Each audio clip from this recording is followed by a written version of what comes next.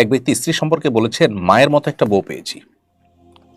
এর মাধ্যমে তিনি বোঝাতে চেয়েছেন তার স্ত্রী মায়ের মতো যত্ন আত্মি করে তার।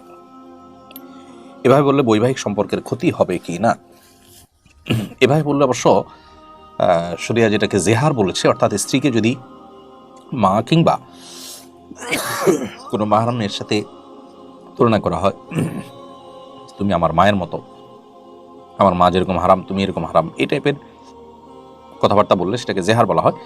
তো এই কথা প্রশ্নে যেভাবে বলেছেন, এভাবে বললে এটা জেহারের আওতা পড়বে না, কিন্তু এ ধরনের কথা বলা থেকে বিরত থাকা উচিত। কারণ এটা শুনতে যেমন শ্রুতিকটু, ঠিক একইভাবে এটা জেহারের সাথে সাদৃশ্য হয় এবং ধোঁয়াশা তৈরি করে। বিধায় এ ধরনের কথা না বলে মূল বিষয়টাকে অন্য কোনোভাবে বলা যায় যে সে আমাকে অনেক বেশি যত্ন আত্মি করে, আমার মা আমাকে টেক কেয়ার করতো, এখন মা নেই, অথবা মায়ের অনুপস্থিতিতে সে টেক কেয়ার করে যত্ন আত্মি করে, সেটা আপনি বলতে পারেন। কিন্তু একেবারে মায়ের মতো বউ পেয়েছি এরকম বলাটা অনুচিত। যদিও এর কারণে বিবাহ ভাঙবে না কিংবা জেহার হবে না।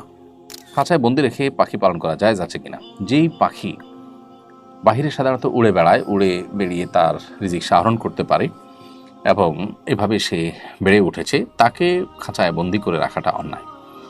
আর কিছু পাখি এতটাই কোমল, এতটাই তারা নরম প্রকৃতির যে তারা আসলে বাহিরে অন্য 10টা পাখির মতো উড়ে চড়িয়ে বেড়াতে পারে না এবং নিজেদের জীবিকা আহরণ করতে পারে না, বরং অন্যান্য সেই পাখির বা অন্যান্য পশুর আপনার খাবারে পরিণত হয় এবং টার্গেটে পরিণত হয় এবং নিজেকে বিভিন্ন প্রাকৃতিক অপ্রাকৃতিক বিভিন্ন দুর্যোগিতা থেকে রক্ষা করতে পারে না। এই টাইপের কিছু পাখি যেগুলো আসলে পোষার জন্যই বা আপনার খাঁচাতেই তারা বেড়ে ওঠে, এরকম যদি হয় তাহলে সেটা জায়েজ আছে, যদি নিয়মিত খাবার টাবার ইত্যাদি দেওয়া হয়। তাহলে আমার উপর হজ ফরজ হয়েছে, হয়তো এই ফরজ আমলটি জীবনে একবারই করার সুযোগ পাবো। শুনেছি আপনি প্রতি বছরই হজে যান, আমি আপনার তত্ত্বাবধানে হজ করতে চাই, দয়া করে আমাকে সুযোগ দেবেন এবং কীভাবে আপনার সাথে হজে যেতে পারে জানলে কৃতজ্ঞ থাকবো।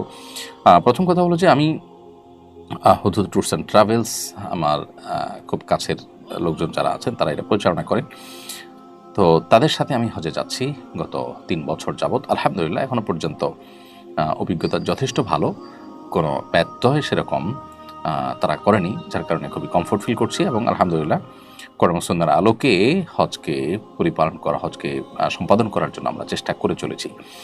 তো আপনি যেতে চাইলে তাদের সাথে যোগাযোগ করতে পারেন। পরিচালনার বিষয়টি সম্পূর্ণ তাদের দায়িত্বের বিষয়, তাদের সাথে আপনি বোঝাপড়া করবেন। শুধুমাত্র শরিয়া রিলেটেড যে গাইডলাইন দেওয়া সেটা আমি আমার সাধ্য অনুযায়ী চেষ্টা করবো ইনশাআল্লাহ। আর অবশ্য তাদের এবছর থেকে তারা কোটা সিস্টেম করেছে যে একটা নির্দিষ্ট কোটার পর তারা হজ যাত্রী নেবে না।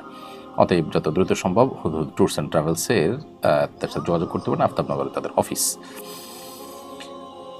পাকিস্তানে ভয়াবহ বন্যায় অসংখ্য হতাহত হয়েছে, প্রতিবেশী হিসাবে আমাদের করণীয় কি? খুবই নির্মম, খুবই দুর্ভাগ্যজনক এবং খুবই ব্যথিত হওয়ার মতো একটি ঘটনা এটি আসলে, যে শত শত মানুষের প্রাণহানি ঘটেছে পাকিস্তানের ভয়াবহ বন্যায়।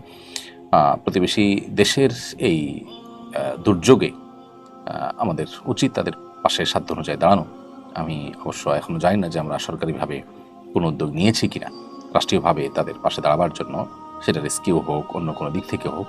আমাদের সাধ্য যে খুব বেশি আছে তা না, কিন্তু ক্ষুদ্র সাধ্য নিয়ে সমর্থনীয় হলেও প্রতিবেশী দেশের প্রতি আমাদের সম্প্রীতি জানানো দরকার। এবং যদি সরকার উদ্যোগ না নিয়ে থাকে, আমি আহ্বান জানাবো সরকারকে যেন এটার জন্য কোনো না কোনো উদ্যোগ নেওয়া হয় এবং আমরা সাধারণ মানুষ আমরা সে সমস্ত উদ্যোগে সামিল হতে পারি।